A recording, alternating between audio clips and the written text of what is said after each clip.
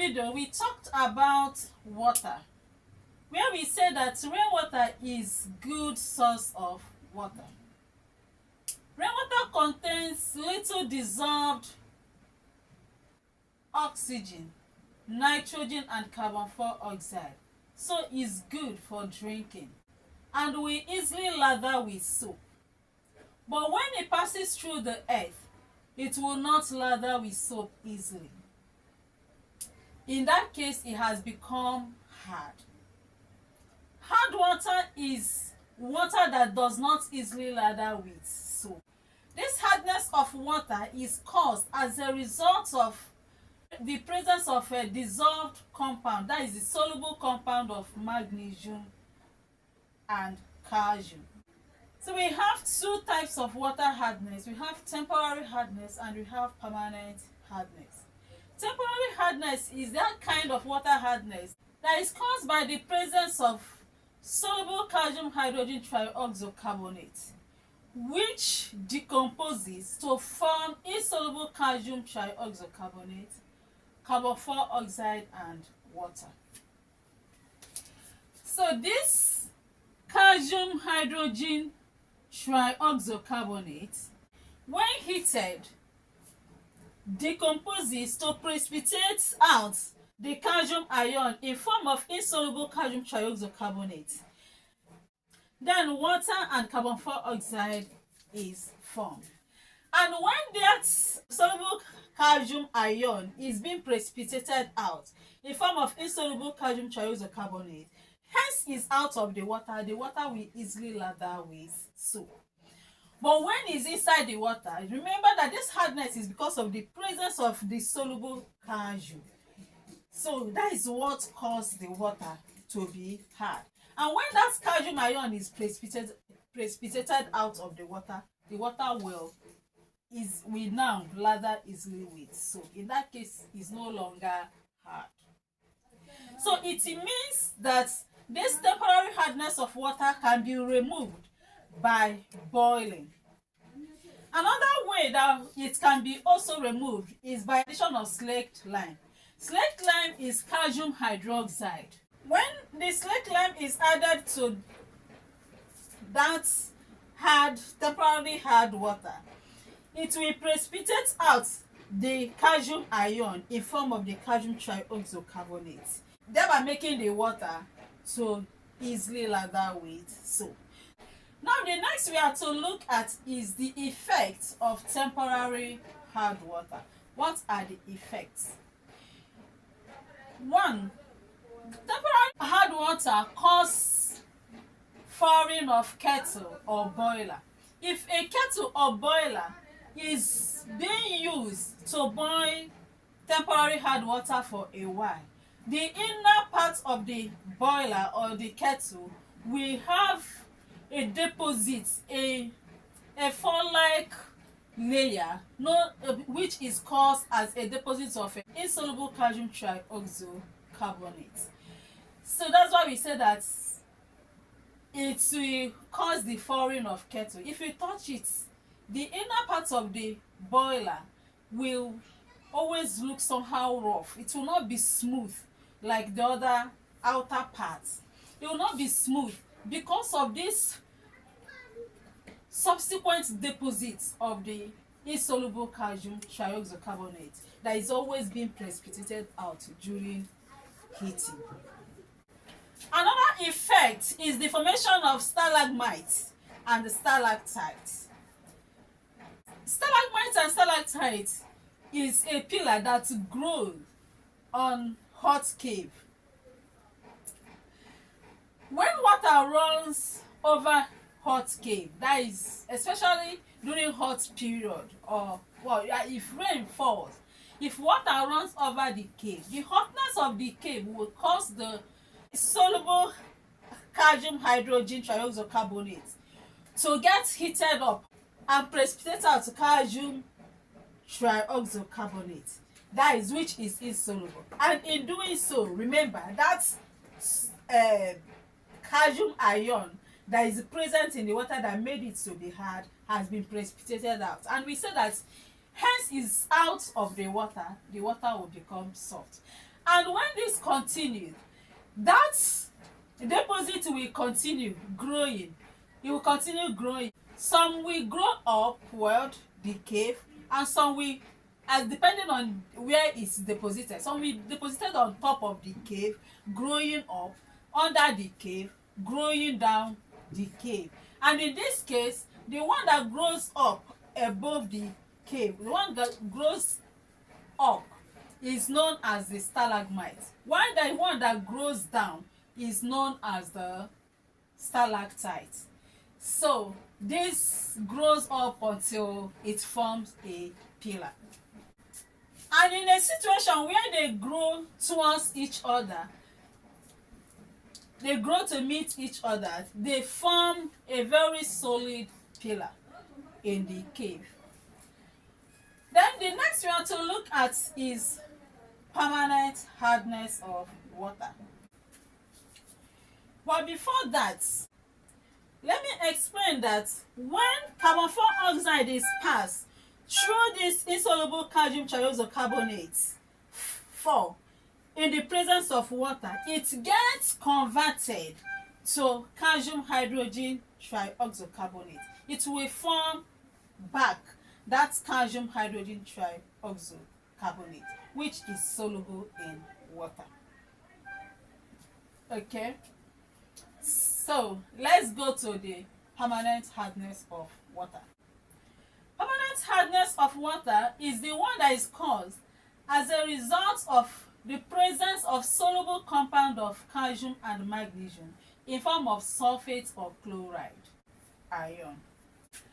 And this can be removed by chemical, especially by using soluble compound of sodium, which will precipitate out calcium and magnesium ion in form of insoluble precipitate. Now, let's look at the steps, as in the methods of removing the water hardness. 1. It can be removed by addition of washing soda. Washing soda is sodium trioxocarbonate. Let's write the equation. So the first step is addition of washing soda, which is sodium trioxocarbonate, which when added will cause the magnesium, the soluble magnesium tetraoxosulfate, to be precipitated out in form of insoluble magnesium trioxocarbonate. And hence the magnesium ion, which is the cause of the water hardness, is out of the water. The water will easily lather with soap. Remember we said that the permanent water hardness is caused by the presence of magnesium and calcium ion in the water. So if we add the same washing soda into the water that its hardness is caused by magnesium chloride, the presence of soluble magnesium chloride, then that washing soda, the sodium triazocarbonate, will cause the soluble magnesium chloride to be precipitated out in form of insoluble magnesium trioxocarbonate, and hence the magnesium ion is out of the water. The water will lather with soap. The next method is removing the permanent water hardness using caustic soda, which is sodium hydroxide. When sodium hydroxide is added to the water, it will cause the calcium ion to be precipitated out in form of insoluble calcium hydroxide. In the same way, if you add it to that water, to the one caused by calcium chloride, that its hardness is caused by presence of calcium chloride, it will precipitate out that calcium in form of insoluble calcium hydroxide. So this is insoluble. This is insoluble, this is insoluble, and this is insoluble. So another method is by using permutite or zeolite. Permutite or zeolite is an ion exchange resin, which is used industrially or at home to soften water, like to soften hard water. This is naturally occurring alum, which is sodium aluminum trioxosilicate, that is commonly known as zeolites. Is commonly called zeolites. When hard water pass through the zeolite, the sodium ion will go into the solution, while the calcium or the magnesium ion, which is the cause of the water hardness, will now come and take the place of that sodium ion in the complex salts, thereby making the water to become soft.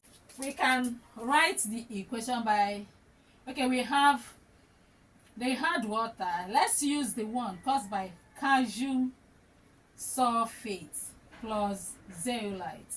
This calcium will now go and take the place of sodium in the zeolite, thereby forming calcium zeolite, while we will have, and together with the sodium sulfate, which is soluble in water and does not cause water hardness. In that case, the water will get softened. Let's look at effects of hard water. We have already talked about two effects of hard water when we are discussing temporary hardness of water. We say that it causes the thawing of the kettle and boiler, and also that it leads to the formation of stalagmites and stalactites. Another one is that it causes the wastage of soap.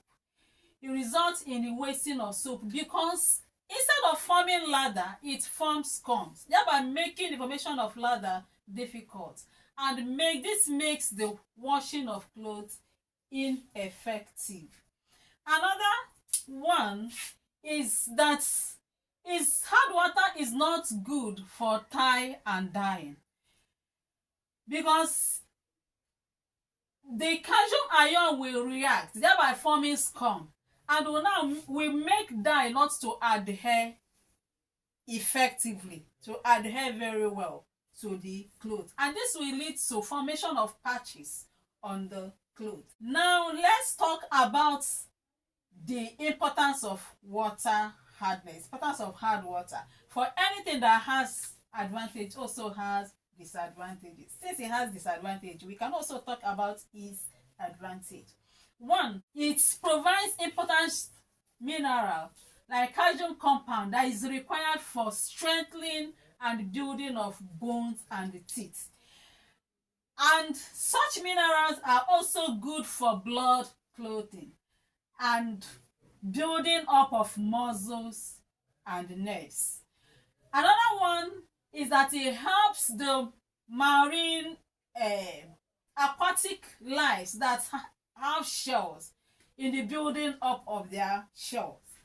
Another importance of hard water is that it adds taste to the water. It makes water have good taste.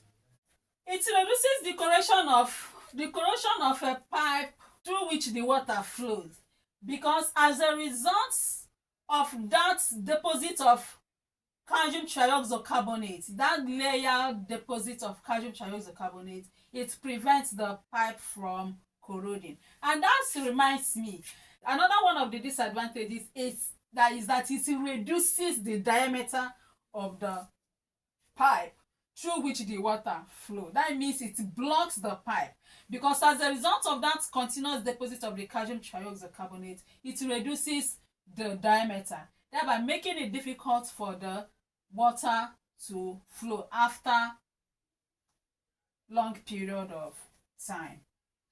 I think this is enough. With this, we have come to the end of this lesson. See you in the next class. Please, if you like this, click on the subscription button, click on the like button and then the bell, so that when next I upload new video, you will be notified to come and watch.